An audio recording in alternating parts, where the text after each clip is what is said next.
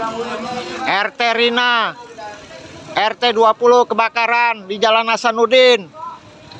Kebakaran melanda sebuah rumah makan di Jalan Hasanuddin, Kelurahan Pasar Kangkung, Kecamatan Teluk Betung Selatan, Bandar Lampung, Rabu malam. Api yang muncul dari kamar karyawan di lantai 2 cepat menjalar ke ruangan lainnya karena banyak bahan-bahan yang mudah terbakar. Kebakaran rumah makan ini menyebabkan warga panik karena berada di kawasan pusat pertokoan dan khawatir api menjalar ke bangunan lain.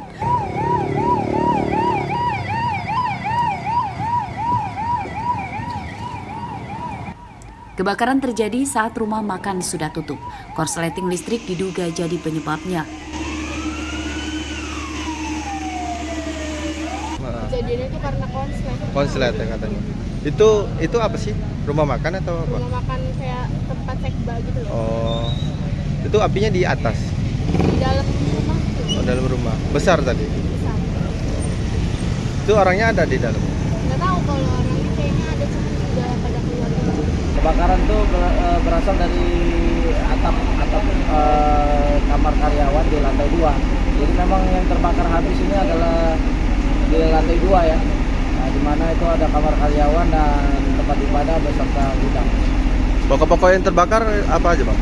Untuk pokok yang terbakar sendiri adalah barang-barang pakaian ya, ada tempat tidur dan ada gudang, di mana gudang berdasarkan keterangan dari penghuni itu ada kursi-kursi bekas yang rusak dan lain sebagainya ya. Petugas menurunkan 3 mobil damkar ke lokasi. Kebakaran tidak menjalar ke bangunan lain dan tidak menimbulkan korban jiwa. Namun kerugian korban ditaksir mencapai puluhan juta rupiah. Jeffrey Arifin melaporkan dari Bandar Lampung.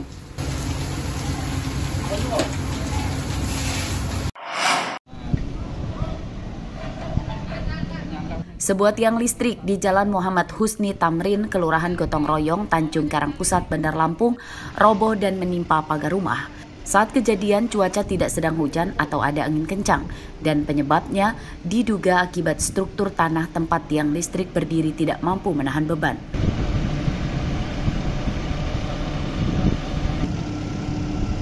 Petugas PLN yang mendapat laporan kemudian langsung menyingkirkan tiang listrik dan memperbaiki listrik yang sempat padam akibat jaringan kabel rusak.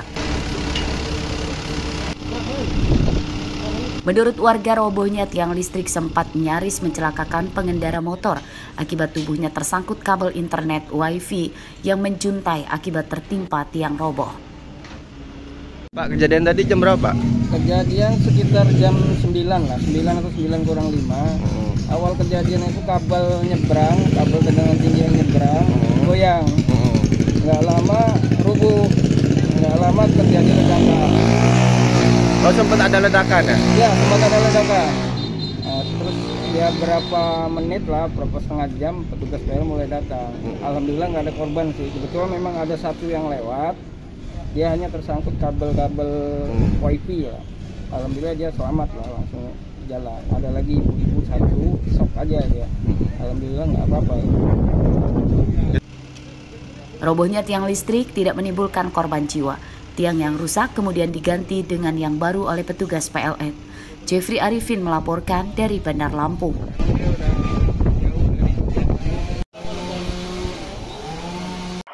Keluar masuk ke liang. Iya, pas di liang tadi.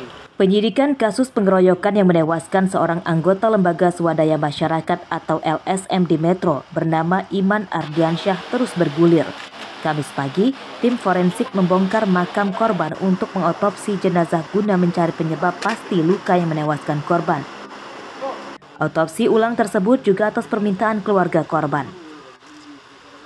Terpukul ya, dan tidak menduga kalau ananda kami di akhir hidupnya seperti ini ya.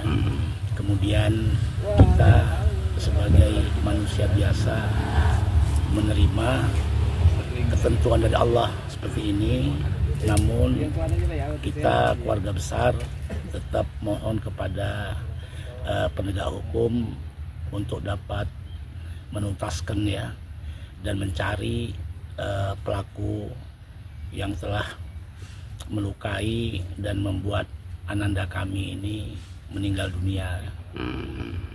Pada hari ini kita menyaksikan bersama-sama proses otopsi ya, untuk melengkapi proses penyidikan, karena tanpa adanya otopsi ini sangat sulit untuk dilanjutkan proses penyidikannya. Sementara itu, polisi menyatakan telah menangkap 2 tersangka pada kasus yang menewaskan Imam Ardiansyah yang bernama Agung dan Rio. Pada penyidikannya, kasus tersebut dipisah jadi 2 perkara. Agung sebagai tersangka penganiayaan adik korban karena jadi pemicu pengeroyokan, dan tersangka Rio merupakan salah satu pelaku yang mengeroyok korban hingga tewas. Penyebab dari kejadian tersebut adanya penganiayaan terhadap adiknya korban, Imam Ardiansyah ya, adiknya korban atas nama Imam Ardiansyah mempunyai adik atas nama Cici yang dianiaya oleh saudara Rio dan saudara Agung. Saudara Agung juga sudah kita amankan ya dalam perkara penganiayaan. Berarti dalam peristiwa ini ada 2 laporan ya? Betul, ada 2 laporan polisi ya, ada 2 LP. Untuk sementara ini pada saat penangkapan itu dia menyerahkan diri atau memang seperti apa, Bang? Ya, dari untuk penangkapan tersebut ada serahan dari keluarga pihak tersangka atau menyerahkan ke Polres Lampung Utara ya, menyerahkan ke TK Polres Lampung Utara. Pengeroyokan yang menewaskan Imam Ardiansyah terjadi pada Senin malam di jalan depan lapangan kampus 15A, Kelurahan Iring Mulyo, Kecamatan Metro Timur. Korban yang membela adik perempuan karena dianiaya pacarnya malah dikeroyok 4 pria teman pacar adiknya dengan senjata tajam. Hasil visum di rumah sakit, korban tewas akibat menderita 4 luka tikaman senjata tajam di tubuhnya. Asep Saifullah melaporkan dari Metro.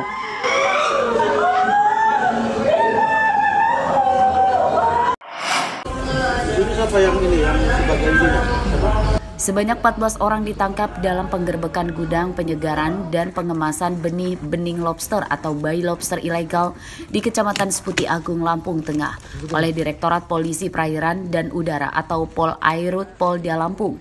3 tersangka merupakan warga Bengkulu, 5 warga Pringsewu dan 6 lainnya warga Lampung Tengah. Pada penggerbekan tersebut, polisi menyita 149.000 ekor bayi lobster senilai sekitar 37 miliar rupiah. Beberapa kolam plastik lengkap dengan mesin filter air, tabung oksigen, dan beberapa mesin pendingin atau freezer. Dalam pemeriksaan, polisi mengungkap para tersangka merupakan jaringan penyelundup benih lobster dari Jawa ke luar negeri. Benih lobster tersebut dikirim dari Jawa yang kemudian singgah di Lampung Tengah untuk menjalani penyegaran supaya tidak mati dan kemudian dikemas sebelum melanjutkan perjalanan dikirim ke Vietnam melalui Provinsi Jambi. Bukti yang kita dapatkan kemudian kita tetapkan menjadi tersangka ada 14 orang.